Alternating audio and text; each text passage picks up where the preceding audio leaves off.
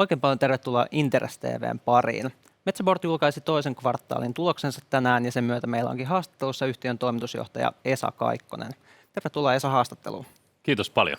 Voitko alkuun mennä tuohon liiketoiminnan tilannekuvaan? Jos voisit vähän valottaa ajureita ja sitten numeroita tämän jo aiemmin annetun tulosvaroituksen sekä myöskin tuloksen osalta. Joo, Q2 tulos oli kyllä, täytyy sanoa, että umpisurkea, koska se oli -23 ja tultiin aika paljon alas. Me olemme puolen vuoden jälkeen tasan pyöreässä nollassa ja siinä ajureita oli, aika nopeastikin muuttu tietysti ne ajurit, mutta siinä niin kuin 2 kvartaalin ensimmäisen puolen vuoden aikana. Mutta ne päädriverit on siellä niin kuin heikko niin kuin sellumarkkina, joka heikkeni sitten Q2 hyvin merkittävästi siihen Q1 nähden. Ja sitten toinen asia oli sitten tariffi.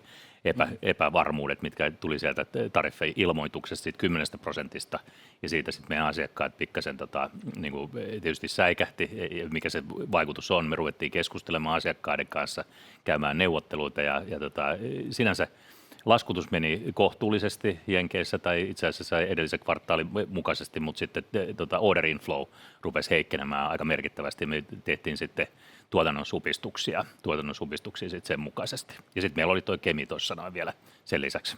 Kyllä. Jos seuraavaksi mennään vähän tuon tulosparannusohjelmaan, eli olette aloittamassa tämän mittavan 200 miljoonan euron tulosparannusohjelman, mikä koostuu 100 miljoonan euron kustannussäästöistä ja 100 miljoonan euron kannattavuutta parantavista toimista, niin miten aiotte säästää noin 5% kuluistanne ilman tehtaiden sulkemisia, mitä ohjelmaan ei ymmärtääkseni kuulunut? Ja tehtaan sulkemista ei kuulu, että sen mä sanon tässä suoraan, että meidän tehtaat, jos katsotaan niin kuin FPP-kapasiteettia, niin kuin folded-kapasiteettia Euroopassa, niin meidän tehtaat on hyvin investoitu, ne on hyvin moderneja ja niitä myöskin ajaa hyvin komittoituneen ja osaava väki, että meillä ei ole mitään syytä niin kuin tässä ruveta väistelemään, vaan me painetaan nimenomaan kaasua, että ei ole tarkoitus niin kuin väistää.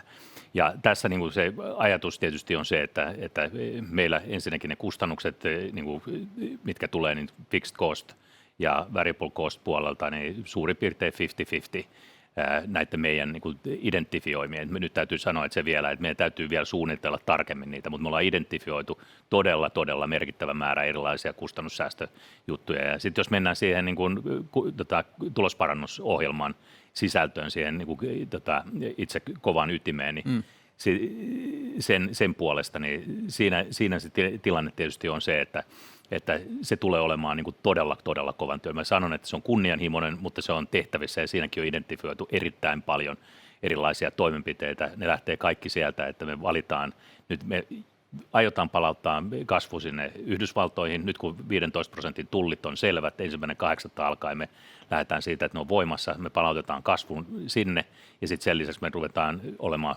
huomattavasti aktiivisemmin markkinoilla täällä näin commercial excellencea, eli hyvin tämmöistä niin kuin tavallaan syväluottavaa asiakastyötä tehdään ja sitä kautta pyritään siihen, että parannetaan sitä kustannuskilpailukykyä yhdessä ja jaetaan niitä hyötyjä asiakkaiden kanssa myöskin, että mitä sieltä sitten saadaan. Että se menee läpi sen arvoketjun sieltä raaka-aineista, niistä reseptiikoista sinne logistiikkaan ja tuotantolaitoksille ja myöskin niihin varastoihin, mitä meillä on, ja niihin varastopaikkoihin ja tuotteiden hallintaan. Ja se on todella holistinen niin kuin ohjelma.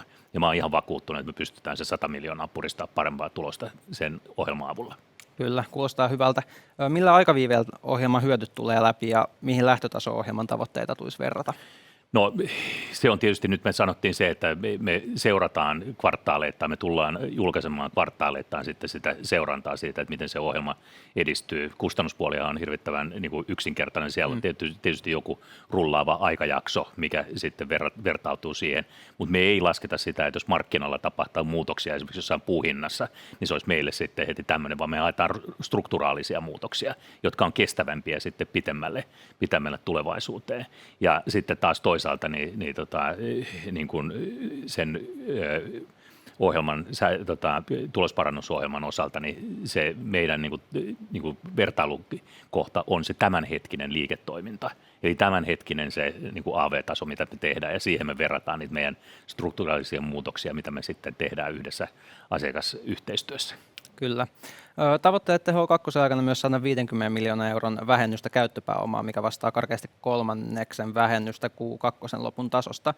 Niin miten vähennys saavutetaan ja uskotteko pudotuksen olevan kestävä?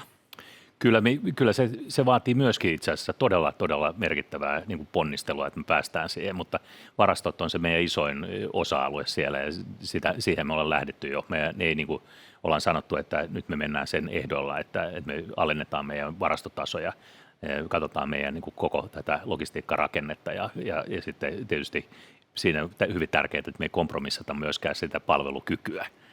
Eli tämä on niin kuin todella tarkkaa kirurgiveitsin tarkkuutta olevaa vaativaa hommaa ja sitä tehdään sitten yhteistyössä asiakkaiden kanssa, erityisesti avainasiakkaiden kanssa.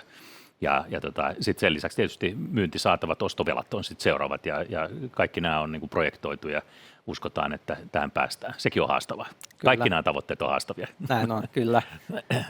Pyritte säilyttämään pitkään rakennetun aseman Yhdysvalloissa tulleesta huolimatta, vaikka ne ovat heikentäneet toimituksen Yhdysvaltoihin. Miten nämä asiakaskeskustelut yhteistyön laajuudesta tulleen korottamilla hintatasoilla on edennyt kesän aikana ja onko asiakkaiden suhtautumisessa tulleihin havaittavissa jotain eroja? Mä tapasin, heti kun nämä tullit tuli voimaan, niin mä tapasin ison asiakasmäärän itse asiassa Ruotsissa meidän Husum tehtaalla, muun muassa yhdysvaltalaisia asiakkaita ja heidän johtoansa. Ja mä näen, että se meidän arvo siellä markkinoilla on isompi kuin nämä tullit, eli me pystytään kyllä voittamaan ne takaisin sitten. Kunhan tämä epävarmuus. Pitää muistaa, että epävarmuus oli siitä, että onko ne 30% vai 50% tai jotain muuta. Et nythän me mennään siihen, että tämä on pikkasen semmoinen niin kuin stabiilimpi tilanne, ja sitten kun se on, niin kuin, päätökset on tehty ja tullit on asetettu ja näin päin pois. Ja sitten toisaalta myöskin taalan kurssi näyttää nyt reagoivan niin kuin meidän kannalta oikeaan suuntaan, Eli sitten, että tässä taalavahvistus nyt sitten, joka sitten varmaan on implikaatio siitä, että tämä ei ehkä ollut paras mahdollinen EUn kannalta, mutta näyttää kuitenkin ihan positiiviselta meidän kannalta tämä diili. Kyllä. Havusellun hintataso on pudonnut Q2 aikana tasolle, jolla osa tuotteista on luultavasti nykyisellä kustannustasollaan kassanegatiivisia. Niin millainen osakkuusyhtiö Metsäfibren ja teidän oman selluliiketoiminnan kustannuskilpailukyky on ja mitä sellumarkkinoiden toimintaympäristön paraneminen vaatisi? Erinomaisen hyvä kysymys. Jos ajatellaan sen ensin sieltä sun toisen osan kautta, eli mitä se vaatisi, niin kyllä se vaatisi talouden aktiviteetin lisääntymistä noin kokonaisuutena. Et nyt ollaan vähän semmoisessa wait and see -moodissa, että kuluttajat on varovaisia ja oikeastaan kaikki niin kuin sellun loppukäyttösegmentit on pikkasen niin kuin tavallaan haasteissa, että ei ole oikeastaan mitään semmoista kuin aikaisemmin kartonki tai pehmupapori oli sellainen, joka kannatteli ja kasvoi ja aina oli hyvässä asemassa. Nyt on semmoinen pieni niijaus niin kuin vähän joka segmentissä tullut.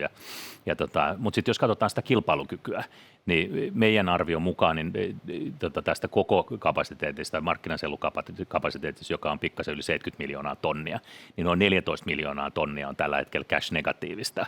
Eli kyllä se sitten leikkaakin sit aika nopeasti, niin kuin mekin ollaan. Joutseno seisoo käytännössä Q3 kokonaan ja näin, mutta jos katsot meidän kokonaisuutta ja vielä havusellupuolella, niin me ei todellakaan uskota siihen, että se korvaavuus niin kuin lyhytkuidusta olisi niin suurta, että havukuitua ei tarvitsisi. Mä puhun myöskin tässä kartonkin valmistajana. Niin se on ihan fakta, että sitä tarvitaan, ja kunhan tämä talouden aktiviteetti pyörähtää, niin me nähdään, että niin paljon on sulkemisia jo pitkäkuitupuolella tapahtunut, lopullisia sulkemisia, muun muassa Kanadassa.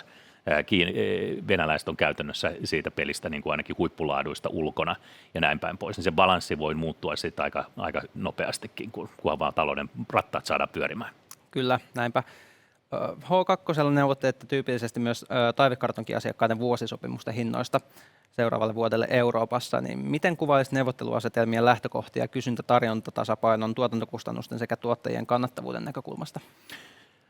Tämä on vähän samanlainen juttu kuin se aikaisempi kysymys, niin me niin kuin käydään vähän niin kuin omista lähtökohdista tietenkin näitä neuvotteluita asiakaskohtaisesti, ja me ajatellaan niin kuin sitä, että nämä meidän asiakasvalinnat on tehty sen mukaisesti, että he arvostavat tätä meidän niin kuin arvolupausta, joka on esimerkiksi erilainen kuin jonkun kiinalaisten arvolupaus täällä Euroopassa palvelukyvyn, laadun ja tuoteturvallisuuden osalta esimerkiksi. Niin se, että mitkä ne lähtökohdat, mä en näe siinä mitään eroa siihen aikaisempien vuosien lähtökohtaan. Meillä on hyvät lähtökohdat. Meidän täytyy luottaa, jos me ei luoteta ja arvosteta itseämme, niin ei asiakkaatkaan meitä arvosta. Kyllä. Sitten jos mennään tuohon Q3-ohjeistukseen, niin mitkä on keskeisimmät tulosajurrit Q3 verrattuna tähän Q2? Valitettavasti vähän samanlaiset tulosajurit kuin aikaisemmin. tosin sitten vielä lisättynä sillä, mikä nyt sanoin Q2 osalta jo, ja mehän kaidattiin heikkenevää tulosta. Valitettavasti se menee edelleen, me mennään kassavirta edellä. Me nyt priorisoidaan se, että me saadaan niin kuin käyttöpääoma kuntoon, saadaan kassavirta käännettyä positiiviseksi. Se on meidän niin kuin ultimate goal ensin. Ja sitten sen jälkeen nämä tulosparannusohjelman niin kuin, asiat tulee seuraavassa vaiheessa suunnittelupöydältä, niitä lähdetään toteuttamaan. Osa niistä on toteutuksessa jo muun muassa muuttuva kustannusten rakenteiden osalta, mutta lähdetään toteuttamaan ja sitten sen jälkeen tulee se kannattavuuden parantaminen ja kyllä se sieltä tulee. Mutta niin kuin kokonaisuutena niin kuin Q3 lyhyellä aikavälillä, niin siellä on edelleen heikko sellumarkkina, sellun hinta vielä odotetaan menevä alaspäin. Jos ajattelisin 14 miljoonaa tonnia on nyt jo cash-negatiivinen ja vielä mennään alaspäin, niin se on aika hurja vaikutus tietysti meidänkin tulokseen, koska meillä se tulee kahta kautta, se tulee meidän oman markkinasellun kautta, että sitten meidän osakkuusyhtiön kautta. Ja sitten toisaalta myös ajatellen sitä, meillä on Hussumin pitkä kunnossapitoseisokki ja Simpeleen 5 viikon niin kuin tavallaan tämmöinen investointiseisokki. Ja nämä tietenkin vaikuttaa siihen kokonaisuuteen, mutta tässä me nyt ollaan ja koko aika mennään sitten seuraavaksi parempaan suuntaan varmasti, toivottavasti. Toivotaan, kyllä. Otetaan viimeisenä vielä, ilmoititte, että päivitätte lähiaikoina strategiaa ja taloudellisia tavoitteitanne, niin mitkä ovat keskeiset strategiset kysymykset ja teemat, joihin etsitte vastausta tämän prosessin aikana? No, strategiassa aina on kysymys siitä, että miten allokoidaan niin kuin pitkällä aikavälillä niitä resursseja, sun henkisiä resursseja ja taloudellisia resursseja. Niin kuin siinä mielessä tämmöisessä strategiareviewssä, mikä me tehdään, niin kaikki nämä niin kuin pitää tietysti käydä läpi, että ollaanko me optimaalisesti allokoitu resurssit, onko meidän tarjoama sellainen, mikä markkinoilla pärjää, onko meidän kilpailukyky sellainen, että meidän pitää tehdä kilpailukykyyn jonkunnäköisiä linkkuja ja näin päin pois. Kaikki nämä elementit on niin kuin tarkastelussa siihen, että pystyy sitten toimimaan ja tekemään ne strategiset ohjelmat ja toimenpiteet sellaiseksi, että tuolla markkinoilla pärjää. Markkinoilla on kova meininki nyt. Kyllä. Yes. Kiitos paljon Esa haastattelusta ja tsemppiä loppuvuoteen. Kiitos paljon.